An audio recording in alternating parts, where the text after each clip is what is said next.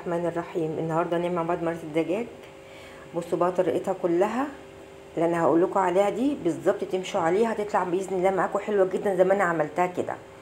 دي حزمه كرفسي بالظبط اللي انا هستخدمها كلها بالعروش بكله، هقطعها بس شايف بس الحته اللي من الحرف دي من فوق بس. ودول 3 جزرات اللي انا استخدمتهم هقطعهم كده، هقطعهم قطع كبيره ليه؟ عشان اقول لكم دلوقتي هنعمل يعني لازم تبقى كبيره كده ليه. ماشي. وراس توم فصصتها كبيره بردك، دي هستخدمها. ودول برده بصلايه كبيره وواحده تانية صغيره. انا فعلا رحت اشتريتها لقيتها غاليه جدا، يعني كنت الاول ما اجيبها ب 21 22 25، اخر ما جايبها 41، دلوقتي وصلت ل 60 جنيه. قلت انا اعملها في البيت وعملتها فعلا طريقتها عجبتني، بس اللي قلت لا طب انا هعملها تاني واصورها وهوريكم طريقتها. دي راس توم فصصتها وحطيتها كده. الكرفسي هقطعه كده، بس الكرفسي بالعيدان بتاعته كله هنقطعه، هنشيل بس الحته اللي على الوش دي فوق اول حته دي وخلاص. انا جيت طحنتهم كده الكبه، ما طحنتهمش كان كتير، قسمتهم على 2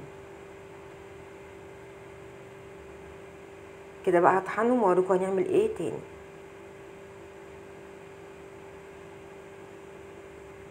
يعني هي بالظبط عشان يبقى انا صادقه معاكم، يعني المرقه لو 100% دي 70%، بس برضك وفري معايا في اللي انا بدل ما استخدم مثلا في مثلا 2 لا هستخدم واحده، وهوفر مثلا بدل ما اجيب كل في الشهر هوفر في الشهر علبه، بدل ما اجيب كل شهر علبه لا ممكن اوفر في الشهر علبه، ممكن العلبه تقعد معايا شهرين.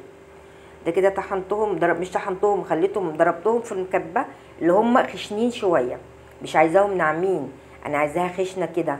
ليه؟ عشان انا هحطهم لسه في الفرن وهنشفه.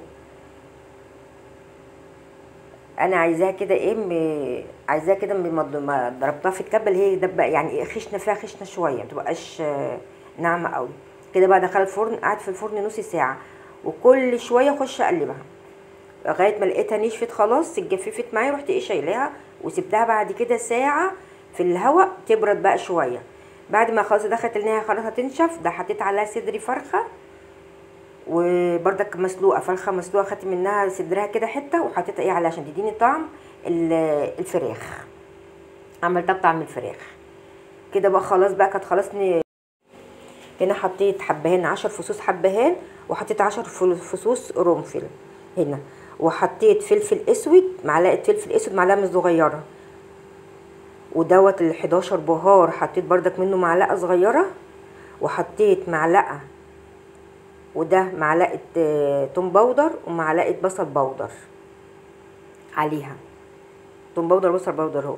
وحطيت معلقه كاري ومعلقه كركم، وحطيت معلقه ملح، اللي هي كل ده المعالق الصغيره، المعالق الصغيره بس. الكركم والكاري ما بانوش معايا وانا مصور.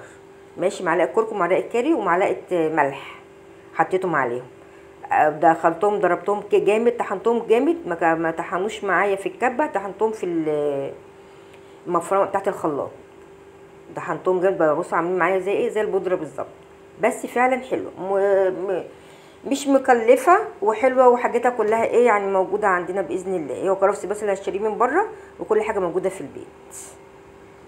دي طريقه المرقه اهي معانا، عملناها طريقتها سهل جدا وما خدتش والله اي غلبه واي حاجه، بس قعدت نص ساعه في الفرن وخلاص، كففتهم وخلاص. دي الكميه كلها طلعت معايا من اللي انا عاملهم 3 جزرات وحزمه كرفس وبصلتين، بصله كبيره وبصله صغيره. دي كلها الكميه طلعت معايا بسم الله ما شاء الله، رمان كبير. يعني انا قلت عملتها ليه؟ قلت بدل ما اجيب مثلا ممكن العلبه تقعد معايا شهرين، بدل ما كل شهر اجيب علبه، لا ممكن العلبه تقعد معايا شهرين، هاخد من دي واخد من الاثنين مع بعض، ولو انا دي عجبتني خلاص همشي على دي على طول واعمل منها. الطريقه عملتها لكم والله لذيذه جدا، ويا رب تعجبكم وجربوها وقولي برضك رايكم ايه. ما ننساش نصلي على سيدنا محمد عليه الصلاه والسلام، حبيبي رسول الله. إن أعجبك الفيديو لا تنسى الإعجاب والاشتراك في القناة. إن أعجبك الفيديو لا تنسى الإعجاب